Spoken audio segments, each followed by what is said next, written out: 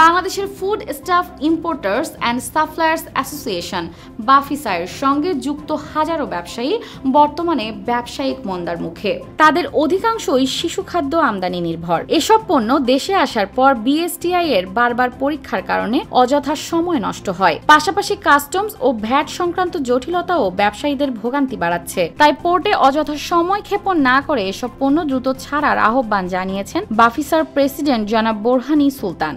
আমাদের বাফিসা আমরা ওইসব প্রোডাক্ট নিয়ে আসি যেসব প্রোডাক্ট আমাদের দেশে খুব নেসেসারি, এমনকি আমরা স্বল্প মূল্যে ভোক্তাদের কাছে দিতে চাই। ব্যাংক যেহেতু ব্যাংক লোনের ক্ষেত্রে ডাবল ডিজিটে চলে গেছে, 15%, 16% হারে ব্যাংক লোন নিয়ে আমাদেরকে প্রোডাক্ট আনতে হয়। এটা আমাদের জন্য খুবই হতাশাজনক। বিশ্বের কোনো দেশে এরকম খাদ্যপণ্য ভোগ্যপণ্যের আমদানি ব্যয় আমাদের বাংলাদেশের মতো না।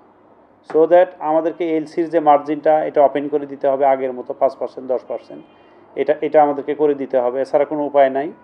আর আরেকটা হলো যে আমাদের ইম্পোর্ট ডিউটিটা কমাইতে হবে। তাহলে আমাদের এই পুরা জাতি এই সুবিধাটা যদি দেয়, আমরা ব্যবসায়ীরা যেমন সুলভ মূল্যে তাদের কাছে প্রোডাক্ট দিতে পারবো, এর মাধ্যমে পুরা জাতি উপকৃত হবে। আমদানি যদি সহজীকরণ করা হয় আর যদি দ্রুত সার্ভিস দেওয়া হয় আমাদেরকে, আমরা জানি যে বাংলাদেশ কিন্তু WTO-তে সিগনেচার করেছে। তো WTO-তে যদি সিগনেচার করে তাহলে আমরা যে বিশ্বের উন্নত দেশ থেকে যে প্রয়োজনীয় খাদ্যদ্রব্যগুলো আমরা নিয়ে আসি, সেগুলো কিন্তু কত দ্রুত পণ্য আপনার পোর্ট থেকে বন্দর থেকে কত দ্রুত সারকরণের মাধ্যমে ভোক্তাদের হাতে পৌঁছায় দেওয়া যায়, এটা কিন্তু বাংলাদেশ একটা সিগনেচার করেছে। এই টেস্টিংয়ের নামে আমাদের একই পণ্য বারবার বিদেশ থেকে আনলে, বছরে 10 বার আনি, 12 বার আনি, যে কয়বার আনি ওই কয়বার আমেরিকা থেকে প্রোডাক্ট আনি, আমরা ম্যাক্সিমাম আমেরিকা থেকে প্রোডাক্ট আনি।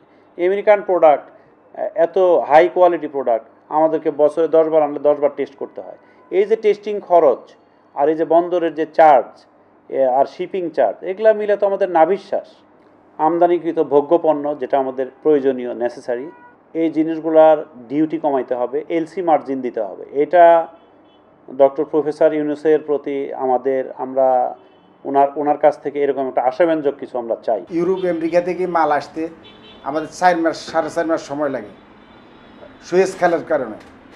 এই 4 মাস 4.5 মাস আমাদের 100% মার্জিনটা আমাদের ব্যাংকের ডিপোজিট থাকে, আমাদেরকে কোনো এটার জন্য কোনো প্রফিট দিতেছে। আমদানি করে আমরা গভর্নমেন্টকে ট্যাক্স দিচ্ছি, আমরা কর্মসংস্থান করতেছি।